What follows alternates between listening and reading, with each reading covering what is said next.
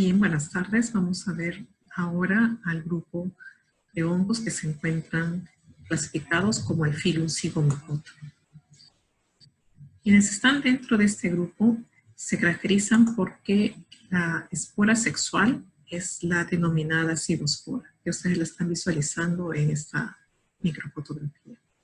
Y esta estructura, como la están observando, tiene tonalidades oscuras, tiene presencia de melanina en sus paredes. Esto le confiere una alta resistencia, lo cual también puede actuar como una estructura de conservación. Todos aquellos que se encuentran dentro de este phylum se caracterizan porque forman esta espora de tipo sexual y es el producto de la reproducción sexual entre los dos gametangios. En este phylum no existe una diferenciación entre un gametangio femenino o uno masculino. Ambos gametangios son iguales, por lo tanto reciben el nombre de isogametangios. Las hifas, como pueden visualizar también aquí, se caracterizan por ser filamentosas, son cenocíticas, carecen de septas, y el conjunto de estas hifas recibe el nombre de micilio, el cual es bastante desarrollado. La reproducción de tipo asexual se da a través de la producción de esporangiosporas, las cuales se diferencian dentro del esporangio. Este grupo es bastante importante en el sentido de que la mayor cantidad de sus especies son habitantes naturales de suelo o de vida libre. ¿Qué es lo que significa esto? Cumplen un rol muy importante en la transformación de materia orgánica. Por lo tanto, dentro del proceso de la cadena trófica, ellos son los encargados de poder realizar a través de su actividad enzimática la transformación de los residuos o rastrojos vegetales, por ejemplo, para que estos puedan ser degradados y los componentes de estos mismos puedan pasar a formar parte del suelo y nuevamente puedan volver a ser utilizados por las plantas. Por lo tanto, la actividad de estos hongos es vital dentro de este proceso o esta dinámica de los distintos ciclos de los elementos en la naturaleza. Hemos visto ya estas características y algo que me gustaría añadir es lo siguiente, que dentro de este phylum también se encuentra un grupo de Zygomicotas que están especializados en el control biológico, los cuales están dentro del orden de los entomopterales. Entonces, pueden cumplir una acción de reducir la actividad, por ejemplo, de los insectos, como lo están visualizando en esta fotografía. En resumen, en cuanto a características, podríamos decir que la gran mayoría de ellos son saprófitos o saprótrofos. Algunos de ellos son micoparásitos o parásitos de insectos. Y una característica común en general hacia ellos es que son parásitos débiles en lo que refiere a los que tienen actividad sobre las plantas. Vamos a revisar bien este concepto. Del phylum vamos a revisar únicamente el orden Mucorales y dentro del orden Mucorales a dos géneros bastante conocidos, que es el género Rhizopus y el género Mucor. La característica de estos es de ser saprótrofos, habitantes naturales de suelo, y en el caso de constituir una amenaza como fitopatógenos, estos de aquí son parásitos débiles. ¿Cuál es el concepto o cuál es la característica de un patógeno débil? Es aquel que por sí solo no puede ingresar a la planta. Requiere que exista una herida o una apertura natural para que ellos puedan ingresar e iniciar todo el proceso de actividad. En otras palabras, no liberan enzimas que degraden la epidermis, por ejemplo, no forman puntas de penetración o apresorios para poder penetrar directamente también las células epidermales. No tienen esa posibilidad o esa capacidad. Requieren que haya una herida. Por eso se les relaciona mucho en situaciones en las cuales los frutos ya están bastante maduros y en los cuales probablemente se hayan generado algunas microheridas producto de la actividad de cosecha o comercialización durante la post cosecha. Son pequeñas heridas suficientes para que los propágulos o el inóculo de estos patógenos pueda germinar y penetrar a través de esas heridas. Adicionalmente, también los frutos, cuando están en un proceso de senescencia natural, también pueden ser susceptibles de ser afectados por parte de estos géneros, Rhizopus mucor. ¿Qué es lo que ustedes están visualizando en estas fotografías? ¿No? Los frutos que están mostrando el moho característico y unas vistas amplificadas de los frutos de fresa, de las inflorescencias de fresa, permite visualizar este moho. Aquí se ven las estructuras propagativas elevadas, erectas, cuyas partes superiores se encuentran la fructificación de las estructuras de tipo asexual. Las que tienen una apariencia blanquecina son aquellas que aún no han diferenciado la parte interior del esporangio en esporangiosporas, mientras que aquellas que están ya de una tonalidad oscura, como lo estamos observando aquí, ya en su interior este citoplasma correspondiente al esporangio diferenciado en esporangiosporas. La característica de las esporangiosporas, tanto de Rhizopus como de mucor, pero en este caso es de Rhizopus, toma también estas tonalidades muy pigmentadas, con presencia de melanina, y eso les permite tener una viabilidad bastante prolongada.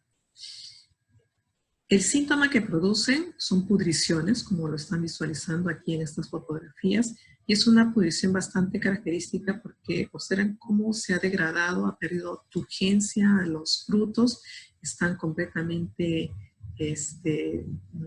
laxos, blandos, ¿no? Han perdido su conformación propia en este caso, por ejemplo, de un fruto de mandarina, puede haber liberación acuosa, y sobre este tipo de desarrollo o de síntomas se produce el signo que es el moho característico y típico y correspondiente a las estructuras propagativas.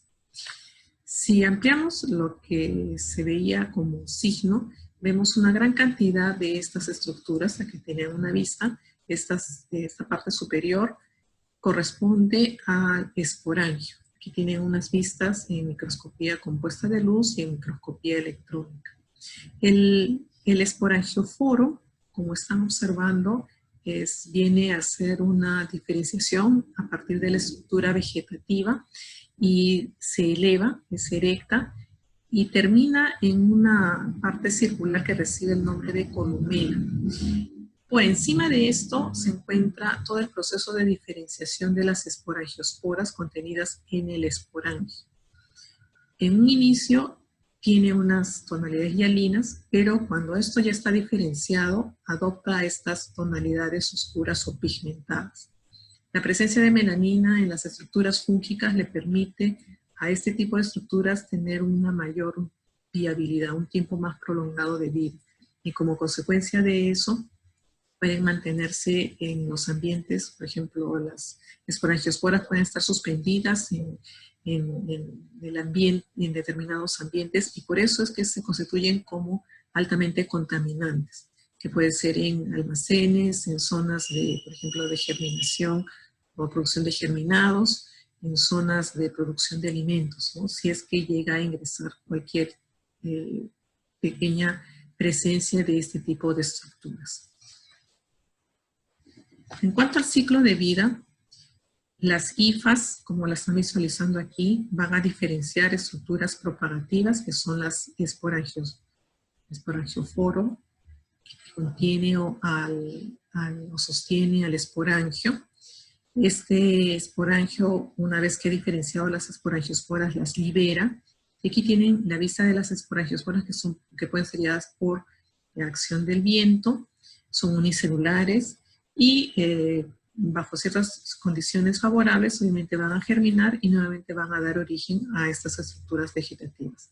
Como pueden visualizar, es un ciclo bastante simple, ocurre comúnmente en la naturaleza, mientras que la fase o el ciclo sexual es aquella en que esta estructura vegetativa va a diferenciar los gametangios. Estos gametangios, como les comentaba hace unos minutos, no tienen una diferenciación morfológica entre un gametangio femenino o masculino. ambos son iguales. Por lo tanto, reciben el nombre de isogametangios. Se produce aquí una disolución de esta pared que los une y el proceso de reproducción sexual es el de conjugación de isogametangios, lo cual permite la formación del cigote. Esto va a diferenciar en la futura cigospora y esta cigospora también contiene presencia, concentración de melanina. Bajo estas condiciones, generalmente las cigosporas entran en latencia. En el caso de Rhizopus puede estar más o menos 6 meses en latencia. Cuando se dan las condiciones favorables para la germinación de la cigospora, esta germina formando un esporangioforo que sostiene al esporangio, el cual va a liberar a las esporangiosporas. Pero en este caso particular, como es un producto de la germinación de la espora sexual, ocurre aquí un proceso de meiosis y recibe también la denominación de meiosporas. Estas esporangiosporas o meiosporas van a dar origen, cuando germinen, a las estructuras vegetativas y de esta forma se cierra el ciclo. Debido a que las esporangiosporas, por su misma naturaleza de presentar la melanina, de tener una alta, prolongada viabilidad en un determinado ecosistema o ambiente, no se observa fácilmente la formación de la estructura de tipo sexual. ¿Bien? Tienen aquí una vista de un detalle de cómo es el proceso de formación de la cigospora. Tienen aquí la proyección de la diferenciación a partir de las estructuras vegetativas para dar origen a los isogametangios.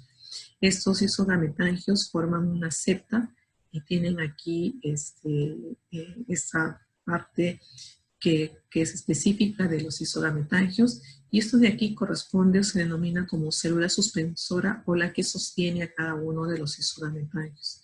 Ocurre una disolución de estas paredes, como lo ven aquí, para que se desarrolle el evento de la plasmogamia o el proceso de reproducción sexual que recibe el nombre de conjugación de isogametangios.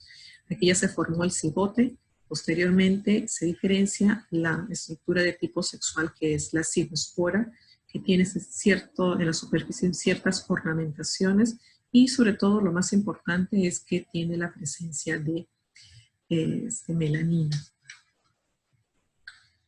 Un detalle adicional es que en el caso de Rhizopus estos son heterotálicos. O sea, para que ocurra el proceso de reproducción sexual requiere que estén ambos talos presentes en un determinado ambiente o ecosistema, como lo están visualizando aquí. Con esto hemos finalizado.